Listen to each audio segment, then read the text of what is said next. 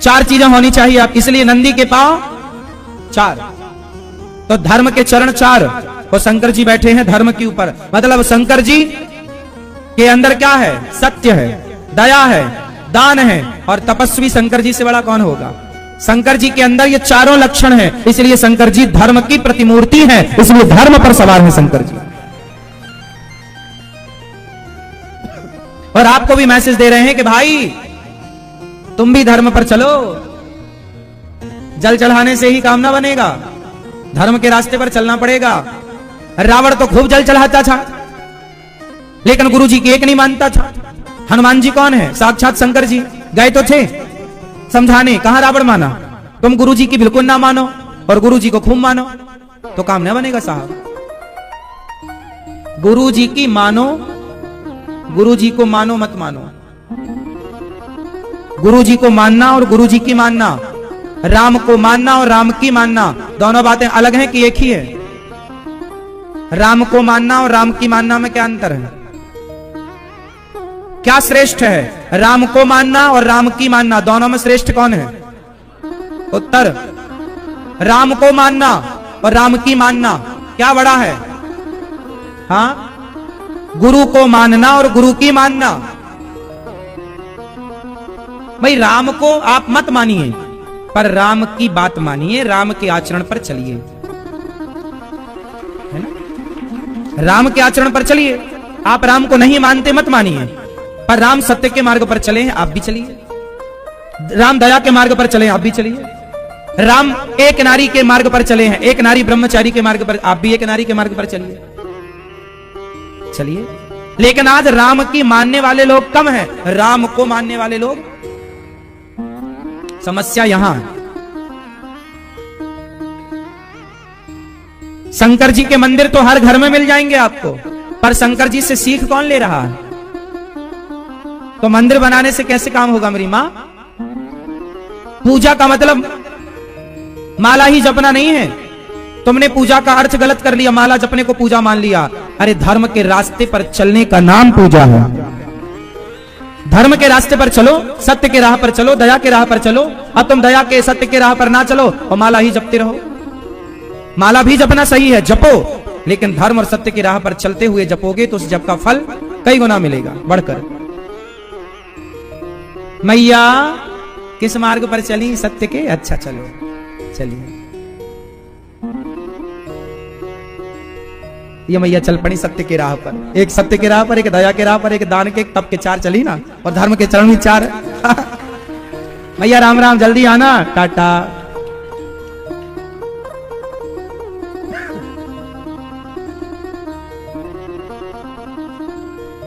तो धर्म के पांव चार, और शंकर जी का वाहन, जोर से बैल मत बोलना कभी, शंकर जी का वाहन धर्म।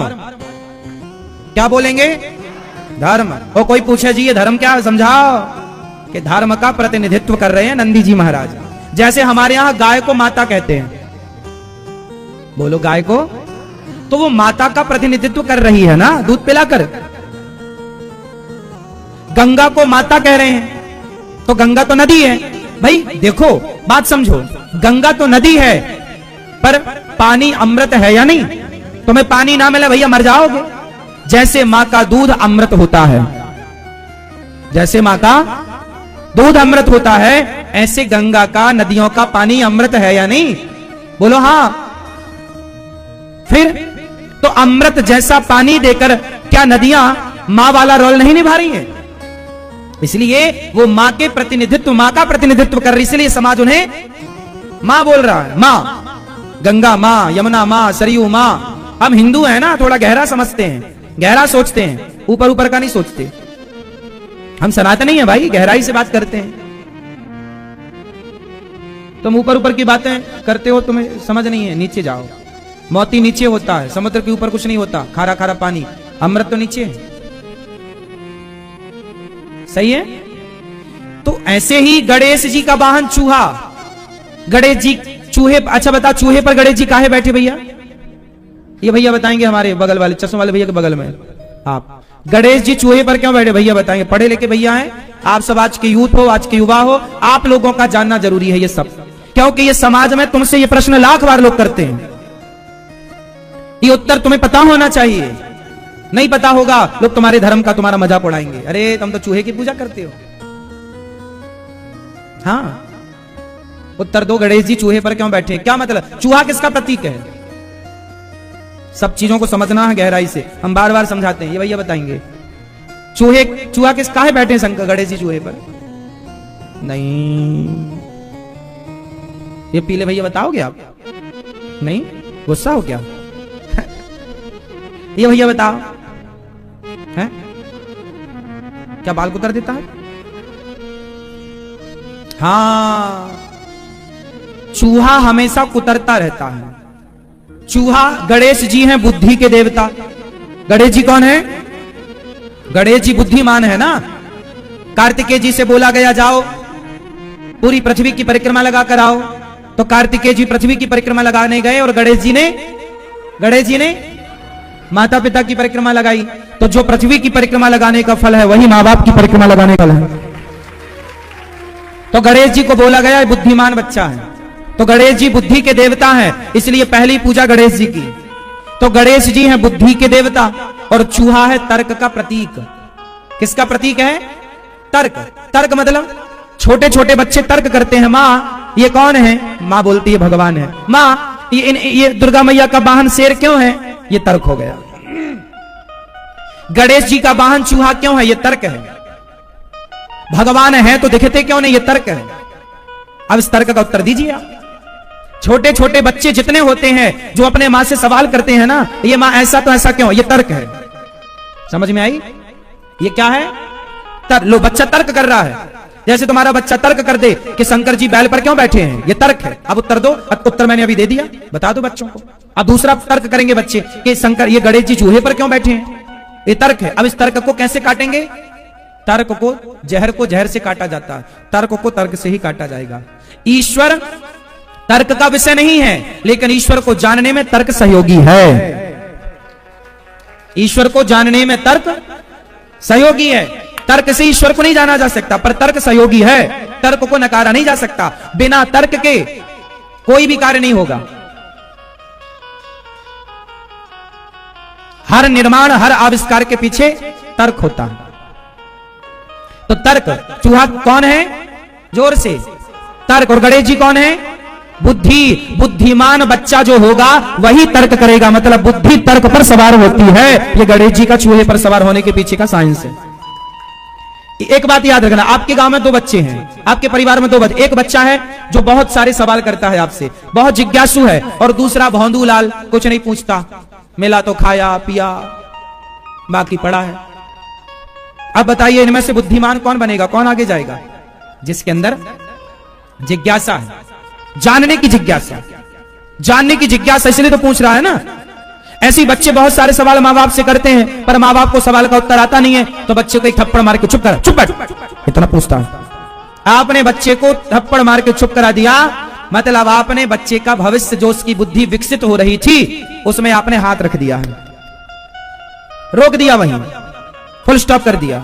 गलत किया आपने। बच्चे की जिज्ञासा अच्छी है, हर प्रश्न का उत्तर दो। बच्चे जितने सवाल करते हैं वो उतना अच्छा है, और तुमसे उत्तर ना देते आवे तो लेके आना। ये दास अनिरुद्ध बैठा है आपके बच्चों की सेवा करने के लिए, जो बनेगा हम आध्यात्म जगत। इसलिए प्रश्नोत्तरी हम करते हैं और कहा करते हैं यूट्यूब पर सुना करो। तुम सुनोगे तो तुम अपने बच्चों के हर सवाल का उत्तर दे पाओगे। जो सवाल का उत्तर ना आए, बच्चों को बोलना चलो वृंदावन चलना, फिर हम तुम्हें बात कराएंगे। तो आप लाओ, हमसे बात कराओ बच्चों की। यूट्यूब पर जाओ, अनिरुद्धाचार्य टाइप करो, चैनल को सब्सक्राइब करो, शेयर करो, तो आपको हर प्रश्न का उत्तर घर बैठे मिलेगा। लेकिन आपको तो बस व्हाट्सएप चलाना है। तो गणेश जी चूहे पर क्यों बैठे हैं मेरी मां? चूहा किसका प्रतीक है? गणेश जी कौन? तो बुद्धि किस पर सवार होती है? बात समझ में आ गई? इसलिए गणेश जी चूहे पर। चूहा मतलब ये वाला चूहा नहीं, चूहा तर्क का प्रतीक है। बात समझ में आ रही है कि नहीं? ये भैया सो गए, देखो। राम राम, नींद आ गई?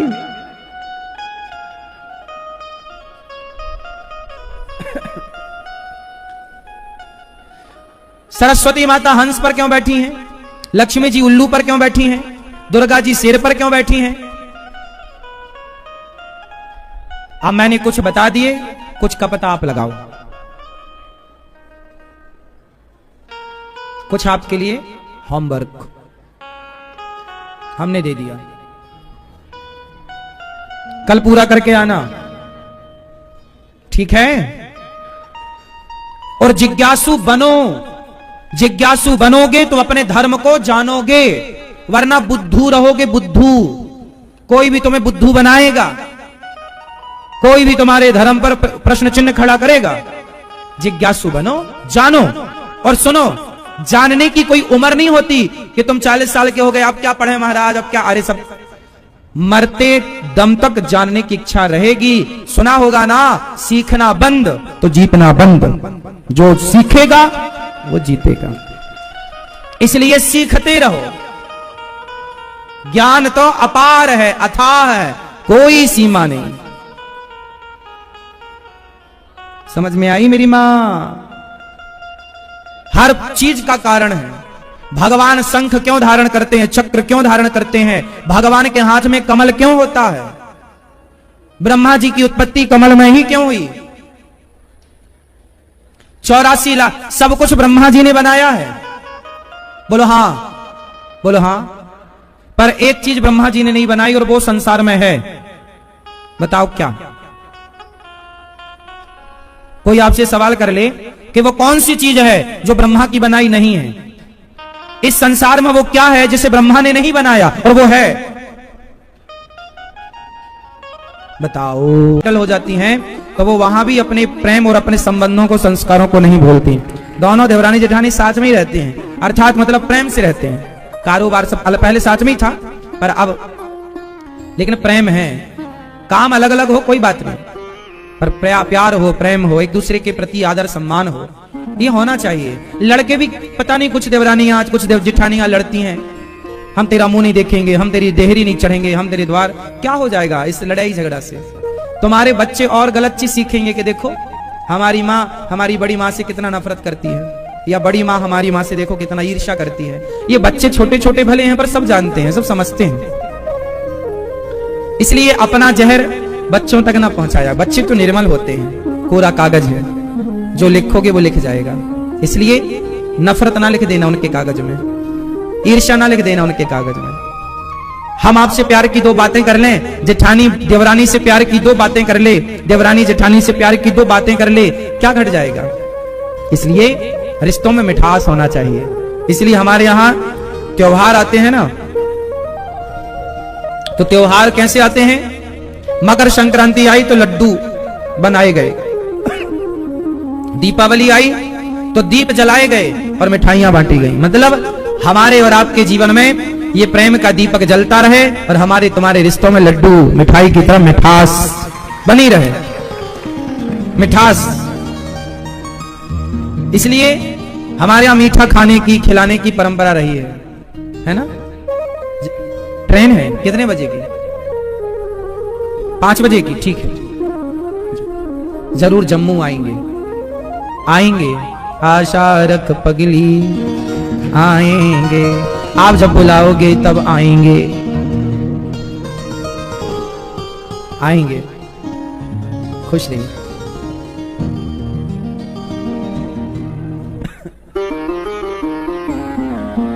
भगवान की कृपा आप सब परिवार पर है, आप सभी आए, आपका बहुत बहुत स्वागत। जो YouTube पर जुड़ रहे हैं वो चैनल को सब्सक्राइब करेंगे और प्रश्नोत्री सुना करिए। और होली का आनंद भी लेने के लिए आप वृंदावन आ सकते हैं। बरसाने में तो खूब लठमार होली हो रही होगी, आप गए कि नहीं? खूब होली हो रही है, खूब आनंद हो रहा है।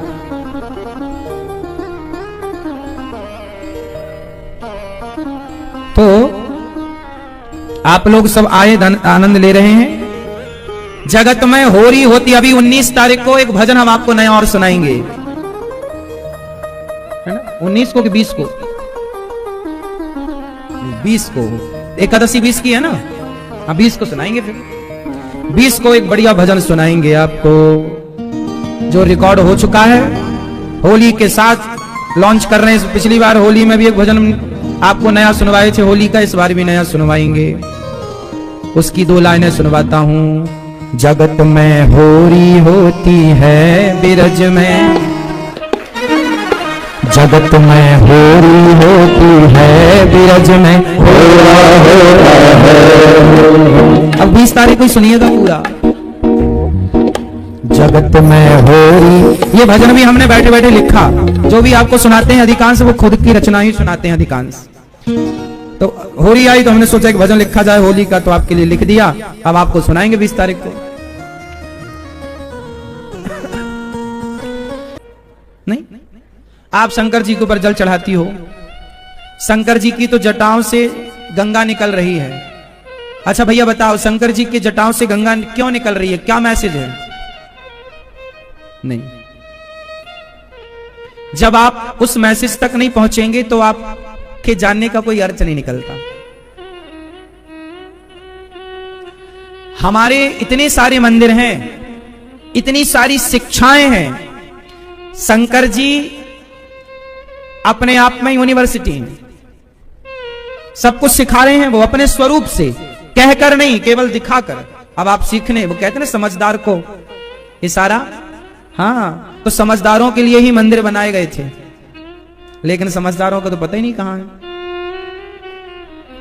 शंकर जी के ऊपर है पानी की धारा, गंगा की धारा। बताओ शंकर जी के ऊपर गंगा की धारा क्यों है? शंकर जी के जटा से गंगा क्यों निकल रही है? ऊपर क्यों है गंगा? शंकर जी के सिर से क्यों निकल रही है? कंधे से क्यों नहीं निकल रही है? पेट से क्यों नहीं निकल रही है? कारण?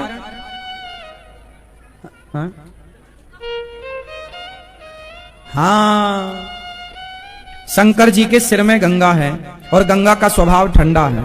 शंकर जी मैसेज दे रहे हैं, दुनिया वालों काम कितना भी करो लेकिन दिमाग को ठंडा ही रखो। यहां पे गंगा का ये आशय है कि दिमाग कैसा हो। हाँ, आप लोग जरा गृहस्थी में रह के ना जरा गर्म हो जाते हैं, पत्नी पे गर्म, माँ बाप पे गर्म, भाई पे गर्म, जिससे आपके रिश्ते भी बिगड़ जाते हैं। शंकर जी क्या कह रहे हैं? ठंडा। सिर कैसा हो? जोर से। और पांव कैसे हो? पांव कैसे हो? गरम।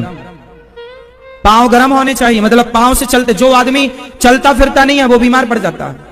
जितना आप चलेंगे, रनिंग करेंगे, चलेंगे, उतने ज्यादा सुखी और स्वस्थ रहेंगे। और चलना भी कैसे चाहिए? अधिक से अधिक नंगे पांव चलना चाहिए। कैसे चलना चाहिए? नंगे पांव। क्यों? आपको अपने घर में तो नंगे पांव ही रखना चाहिए, मोजे भी नहीं पहनने चाहिए। क्यों? जब आप चप्पल पहन लेते हैं और आप चप्पल पहन के फेस का तार पकड़ते हैं तो आपको करंट नहीं लगता, हाँ या ना? और चप्पल उतार के आप तुरंत तार पकड़ोगे, मर जाओगे, हाँ या ना? साइंटिफिक बोल रहा हूं मैं। भैया बताओ, कई बार करंट नहीं लगता चप्पल पहनने के बाद, ये बात सही है कि नहीं? और चप्पल उतारने के बाद लग जाता है, क्यों? उत्तर दो।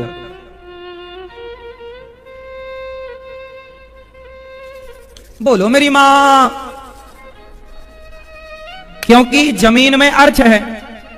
जमीन से, मिट्टी से, पृथ्वी से क्या मिलता है? अर्थ। फेस है, फेस पकड़ा, अर्थ नीचे से मिला करंट, अर्थ कट, तो फेस अकेला क्या करेगा? तो आपको यह बात माननी पड़ेगी कि पृथ्वी में अर्थ है और आपकी बॉडी में भी करंट है। तो करंट कहां? अच्छा ये बताओ, एक बात बताना, जितनी पुरानी बिल्डिंग, अब जो नई बिल्डिंगें बनती है ना 10-10 मंजिला, 100-100 मंजिला, यानी मंदिर, उसमें क्या है कि ऊपर ना एक तांबे का तार लगा करके उसे नीचे लाके पूरे अंदर अंदर नीचे गाड़ा, जैसे अर्थिंग बोलते हैं। यदि वो नहीं करते ना तो जो बारिश में वो नहीं बिजली चमकती, उससे बिल्डिंगें डैमेज हो जाती हैं। समझते हो आप ये भाषा के नहीं? हाँ या ना? कई लोग नहीं बोलते बिजली गिर गई तो पेड़ सूख गया। आपने न्यूज में भी सुना बिजली गिरने से कितने लोग मर गए। वो बिजली क्या है? कोई हथौड़ा थोड़ी गिरता है। इतना पावर होता है कि वो पावर यदि मंदिर की गुम्बज में गिर जाए तो मंदिर तोड़ देगा, इसलिए वहां पे अर्थ लगाया जाता है, ऊपर तार होता है, वो सीधा उस बिजली पावर को लेकर तुरंत नीचे कर देता है। आजकल ये बिल्डिंग, इस गौरी गोपाल में भी आप बैठे हैं ना, यहां भी वो प्रोसेस होगा जब कंप्लीट हो जाएगी, तो ये लगाना ही पड़ता है आजकल, हाँ या ना? अब बताइए कि स्काई में, ऊपर आकाश में पावर है? तो वो आपकी बॉडी पर जब आएगा, इसलिए आपका पांव मतलब बिना जूते बिना मोजे के होना चाहिए, ताकि जैसे आपके ऊपर कोई भी ये आए तुरंत वो अर्थ जमीन में भेज दे, पावर जमीन में भेज दे। अब आपने चप्पल पहन रखी है तो पावर कट हो जाता है, इसलिए आप दोनों हाथों को घिसिए जरा फास्ट, बस। बहुत कुछ गरम गरम लगा, क्या चाहिए? यही है बिजली। ये क्या है? एनर्जी का नाम ही तो बिजली है, पावर का नाम ही तो बिजली है। ये पावर आया, गर्म हुआ, ये बिजली। क्या घर्षण से बिजली नहीं तैयार हो रही है? हो रही है। तो भाई साहब ये बताओ, ये जो बिजली आपके भीतर ऑलरेडी बन रही है, बोलने से, चलने से, फिरने से, ये बिजली कहां जा रही है? इसे भी तो जमीन में जाना चाहिए। अब ये बिजली आप दिन भर मोजा पहन के रखते हैं, दिन भर जूता पहन के रखते हैं, दिन भर चप्पल पहन, तो ये बिजली जो आपके अंदर की है, जो रिलीज होनी चाहिए नीचे की तरफ, अब हो नहीं रही है। तो वो गर्माहट, आजकल आदमी, पहले का आदमी इतना गुस्सैल नहीं था, इतना गर्म नहीं था जितना आज का है। अब दिन भर जूता पहन के रखता है, दिन भर वीआईपी बना घूमता है। पहले के लोग कच्ची माटी में रहते थे। इसलिए हमने आपसे बोला था, सुसु करने जाओ, लघु शंका करने जाओ तो 4 कुल्ला करो, पांव धो लो। पांव क्यों धो लो? ताकि पांव में पानी पड़ेगा तो वो सारी गर्मी खींच लेगा। पांव धुलने की परंपरा, इसलिए तुम्हारे बाप दादों ने एक परंपरा और बनाई थी, जब भी खाने बैठो तो खाने के पहले पांव धुलना चाहिए। इसलिए घर में कोई मेहमान आता था, पंडित जी आते थे, तो पहले पंडित जी के पांव धुलाते थे, फिर खाने बैठाते थे। हाँ या ना? कितना लॉजिकल था, सबको कितना दिमाग लगाया था हमारे पूर्वजों ने, जिन्हें तो मूर्ख बताते हो। हाँ या ना? क्योंकि आपके पांव गीले होंगे तो गीले होने के लिए जमीन मिलना चाहिए, पांव में पानी जाएगा। अब जैसे पहले के जमाने में भी ना लोग अपने अर्थ को घर पे ही गाड़ते थे, पानी डालते थे तो बल्ब जल जाता था, वो सूख जाता था तो बल्ब नहीं जलता था। सुना ये दौर, देखा हमने, खूब देखा। तो ये कुल मिला करके इसलिए डॉक्टर भी बोलते हैं कि सवेरे नंगे पांव पार्क में चला करिए, ताकि जो सवेरे सवेरे ओस गिरती है, ओस, वो आपके पांव में टच होने से आपका ग्लो बढ़ता है, आपके बहुत सारी बीमारियां, उसका साइंस समझिए। ये चीजें ऑलरेडी तुम्हारे बाप दादे बता के गए थे, मानते नहीं हो तो हम क्या करें? नंगे, अब आजकल तो महिलाएं घर में भोजन बनाती में भी चप्पल पहनती हैं, जैसे सास ने कांटे बिछा रखे हो। इतनी मतलब तुम्हारे ना ज्यादा सुविधाएं तुम्हें अपाहिज बनाएंगी, इतनी सुविधाएं नहीं। नंगे पांव चलना चाहिए। नियम बनाओ कि आधा घंटा आपको नंगे पांव पार्क में टहलना है, ओस में रहना है। पहले के लोग नदी में नहाते थे, तालाब में नहाते थे, आजकल के लोग घर में नहाते हैं। और घर पे भी ना वो शावर है, जरा सा पानी, शरीर गीला ही होता है, तुरंत आप पहुंच लेते हैं। अरे भाई बात समझो। अच्छा, नदी में नहाने का और वॉशरूम में घर में नहाने से क्या फायदा और क्या हानि है बताओ? आपको पता है हमारे शरीर में जितने रोम हैं ये छिद्र है एक्चुअली। क्या है ये? हमारी बॉडी के, हम केवल मुंह से पानी नहीं पीते, हमारी पूरी बॉडी पानी पीती है। बात समझते हो आप? ये बात कितने लोग इस बात से सहमत है कि हमारी पूरी बॉडी पानी पीती है? क्योंकि पसीना आता है ना, तो पसीना प्रत्येक अंग में आता है। मतलब यदि पानी बाहर से अंदर से बाहर आ रहा है तो बाहर से भी तो अंदर जाएगा। एक बात और बताएं, ऑक्सीजन में भी, वातावरण में भी, हवा में भी पानी होता है। अब ये कैसी मशीन आई है जो हवा से पानी बनाती है। अब और क्या देखना है? एसी को देख लो, एसी के बैक में पीछे जो पानी निकलता है उसमें कोई पानी वानी थोड़ी डलता है, वो वातावरण की पानी निकाल के पानी बना लेती है। हाँ या ना? एसी के पीछे पानी नहीं टपकता रहता, वो वातावरण से तो पानी ग्रहण करती है। इसका मतलब हम जो ऑक्सीजन लेते हैं उससे भी पानी अंदर जाता है। बिना कारण के कार्य, तो कारण जो है वही कारण शरीर है। तो कारण शरीर की व्याख्या बहुत डीप है, समझ नहीं पाओगे। तो आप कारण, मनुष्य का शरीर किस कारण मिला, बस ये। अब आपको मैं 2 शरीरों की बात करता हूं। एक स्थूल, ये जो बैठा है ये कौन? कौन? जोर से रिवीजन करो। ये कौन सा शरीर? स्थूल। एक शरीर और होता है सूक्ष्म शरीर। सूक्ष्म शरीर कहां होता है भैया? सूक्ष्म शरीर कहां होता है? हाँ? कहीं नहीं होता, पता नहीं। सूक्ष्म शरीर कहां होता है? आत्मा के अंदर, फिर लैपटॉप में, मोबाइल में। सूक्ष्म शरीर होता है, सूक्ष्म शरीर का ही नाम है मन। जब आप सोते हो तो आप सपना देखते हो कि नहीं? हाँ या ना? देखते हो? तो आप तो बिस्तर में सोए पड़े थे, पर सपने में आप हरिद्वार चले गए, वृंदावन आ गए, तो सपने में एक शरीर था कि नहीं आपके पास, जो चल रहा था, जो खा रहा था, जो हंस रहा था, जो रो रहा था। सपने का एक शरीर होता है ना, जो बिल्कुल चलता फिरता, खाता पीता, उठता बैठता, सोता जागता, मिलता जुलता है। हाँ या ना? एक तो बिस्तर पे था, एक सपने में था, दो शरीर हो गए। तो जो बिस्तर में सोया है वो स्थूल शरीर है, और जो स्वप्न को देख रहा है वो हाँ। तो जब हमारी मृत्यु होती है तो स्थूल शरीर जल जाता है, पर यमदूत आते हैं तो वही सूक्ष्म शरीर को पकड़ करके ले जाते हैं नरक या स्वर्ग। वही है सुख दुख का गामी। सूक्ष्म शरीर, आत्मा जाकर उस सूक्ष्म शरीर में मिल जाती है, बाद में आत्मा इससे निकली, उस सूक्ष्म शरीर में प्रवेश करेगी।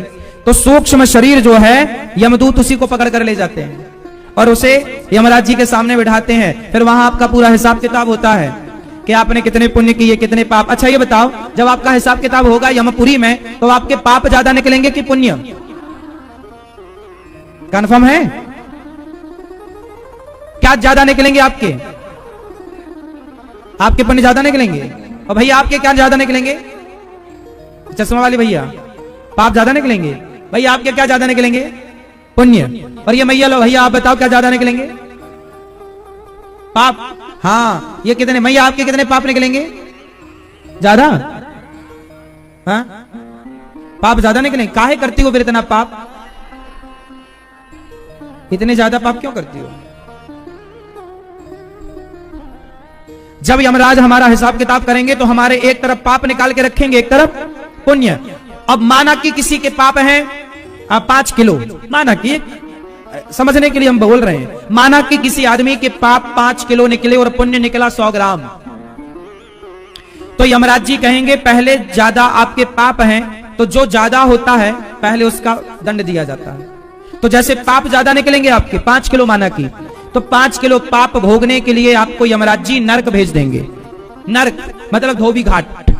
नरक कितने प्रकार के होते हैं? 28। रौरव, महारौरव, अंध्रतामिश्र, सुकरमुख, ऐसे 28 नरक होते हैं। कालसूत्र, असीपत्र, वन, सुकरमुख, ऐसे 28। उन नरकों में क्या होता है? जैसे आप मछली खाते हो, मुर्गा मुर्गी खाते हो, तो वहां भी बड़ी बड़ी कढ़ाइयां हैं, तेल उबल रहा, उसमें आपको डाल दिया जाता है, आपको भी तला जाता है, क्योंकि आपने ऐसी जीवों को तड़पाया, मारा, परेशान, तो आपको भी वहां तड़पाया। जितना आपने किसी को तड़पाया होगा उतना आपको भी तड़पाया जाएगा।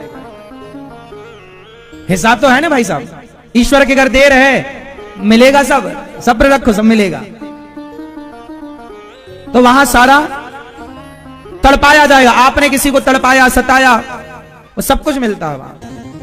इतना सारा आपको मिलेगा पाप का दंड। तो 5 किलो पाप में कुछ पाप नरक भोगना पड़ेगा, कुछ पापों के लिए आपको 84 लाख योनियों में डाला जाएगा। ये 84 लाख योनियां भी नरक हैं। कुत्ता क्या है? कुत्ते की योनि नरक की योनि है, नारकी है। सुअर क्या? सुअर नाली में जाके पड़ा है, ये नारकी योनि नहीं है? बोलो, ये सब नारकी योनि है, मतलब ये सब नरक है एक प्रकार का। इसे क्या मानो आप? नरक। इसीलिए इसको बोलते हैं कर्म दंड। ये क्या है? कर्म दंड है। कुत्ता क्यों बना? कारण है गलत किया और सारी जिंदगी धन में ही मन लगाया तो कुत्ता बना। तो ये सारा भोग करके फिर आप आखिरी में जाओगे। आखिरी योनि है गाय की। अंतिम योनि क्या है? पहली योनि कर्म दंड की प्रथम योनि है नाली का कीड़ा। जो नाली का कीड़ा बना है, मतलब ये अभी अभी कर्म दंड पाने पहली बार सीधा नाली में गिरा, नाली का कीड़ा बना। आपने देखा होगा नाली में कीड़े कितने होते हैं, अनगिनत।